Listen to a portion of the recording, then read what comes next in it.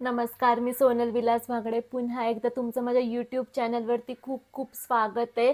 आणि आजचा व्हिडिओ जो आहे तो प्रोफेशनल मेकअप कोर्स जो मी मराठीमध्ये घेऊन आलेली आहे सगळ्या ऑडियन्ससाठी, मराठी व्ह्यूअर्ससाठी. त्याचा डे 4 आहे.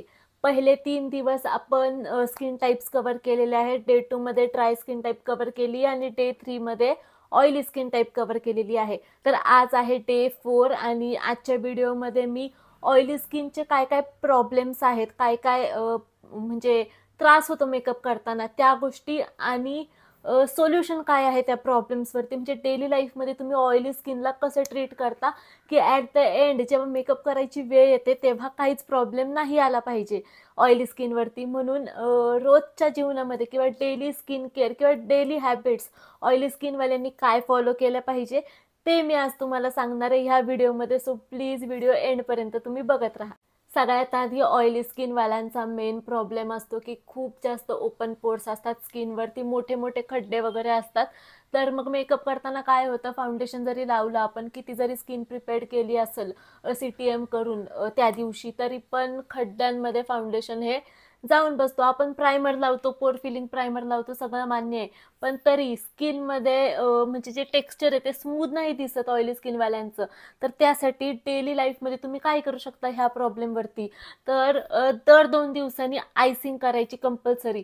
थंडीमध्ये एवढा इश्यू नाही आहेत, पण ओव्हरऑल थंडीचे 4 महिने जर सोडले तर म्हणजे तुम्ही आईस हा बनवूनच ठेवायचा फ्रीजमध्ये आणि मॉर्निंगला, कारण उठल्याच्या नंतर आपली स्किन खूप भारी असते.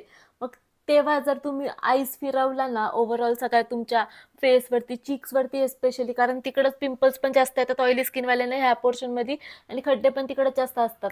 म्हणून तुम्ही त्या एरियामध्ये जर आयसिंग केली, सकाळी उठल्या उठल्या रोज आयसिंग करायची नाही, स्किन रेड होते. म्हणून मंडेला जर सपोज तुम्ही आयसिंग करत असाल तर थर्सडेला करा, थर्सडे नंतर परत तुम्ही सॅटर्डेला करू शकता, मग परत मंडे. असं करून करून तुम्ही आयसिंग करा, तुम्हाला स्वतःला फरक जाणवेल आयसिंगचा तुमच्या ऑइली स्किनसाठी. ओके. आता दुसरी जी गोष्ट आहे ऑइली स्किनवाल्यांची, ती खूप जास्त पिंपल्स फेसवरती असतात, रेड ॲक्टिव्ह पिंपल्स असतात ऑल टाईम. तर त्यासाठी काय सोल्युशन आहे, तर तुम्ही हेल्दी डाएट प्लॅन बनवा. कारण बाहेरून स्किन केअर जरी केलं तरी आतून पण तुमचा इंटेक तेवढा चांगला पाहिजे स्किन ग्लो करण्यासाठी. तर पहिली गोष्ट, जंक फूड आणि तेलकट जेवण अवॉइड करायचं. आणि लॅक्टिक पण सूट नाही होत काही काही लोकांना, तर ते तुम्ही बघा की दूध पिल्यावरती पिंपल्स वगैरे येतात आहे का, तर तुम्ही ते पण बंद करू शकता. त्याच्याऐवजी दुसरे ऑप्शन्स बघू शकता डाएटमध्ये.